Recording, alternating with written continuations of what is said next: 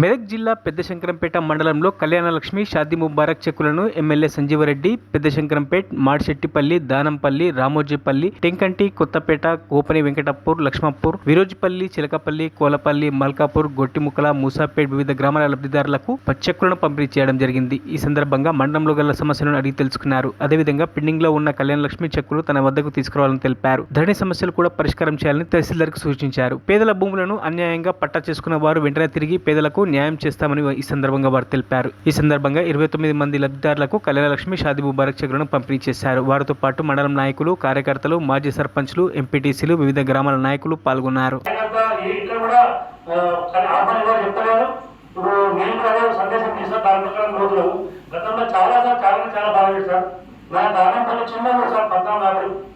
అలా ఎంఆర్ఓ తెలియజేసుకో 2 చేస్తే engineering finance apply చేయండి. సాక్ష్యం బాగా సార్ ఇప్పుడు ఇప్పుడు 2022 వెళ్ళేది 2022 ఇప్పుడు వచ్చే అవే సార్ అవి అప్పుడు అట్లా నాయకత్వం అనుకున్నా సార్. స్థానిక నాయకులు, మండల నాయకులు మన రాష్ట్రంగా పక్కన చేశారు. పార్టీ సార్, పార్టీ మా పార్టీకి రావాలి. ఇదే కదా సార్ మేము దానం పని చూసిందా సార్, సీసీ రోడ్ వేసినాము.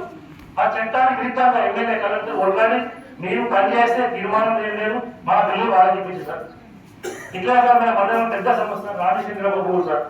ఇప్పుడు టెంకర్ ఉంది సార్, మా శివేపల్లి రైతులు కోలపల్సి వాళ్ళ మూసాపేట ముసపేట సార్, అది దొంగ రైతులు సార్. మొత్తం కార్యక్రమాన్ని చేసినటువంటి నారాయణ నియోజకవర్గ అభివృద్ధి ప్రదాత పెద్దలు పట్టణ సంజీవరెడ్డి గారికి మరియు ఎంఆర్ఓ మేడం అధికారులకు మరియు రంగన్న సెక్రటరీ నారాయణ శంకరపేట మరియు వివిధ గ్రామాల నుంచి విచ్చేసినటువంటి సర్పంచులు, మాజీ సర్పంచులు, ఎంపీటీసీలు మరియు పాత్రికేయ మిత్రులు, లబ్ధిదారు, కార్యకర్తలందరికీ నమస్కారాలు తెలియజేస్తూ మరిన్ని అప్డేట్స్ కోసం మా ఛానల్ని సబ్స్క్రైబ్ చేయండి.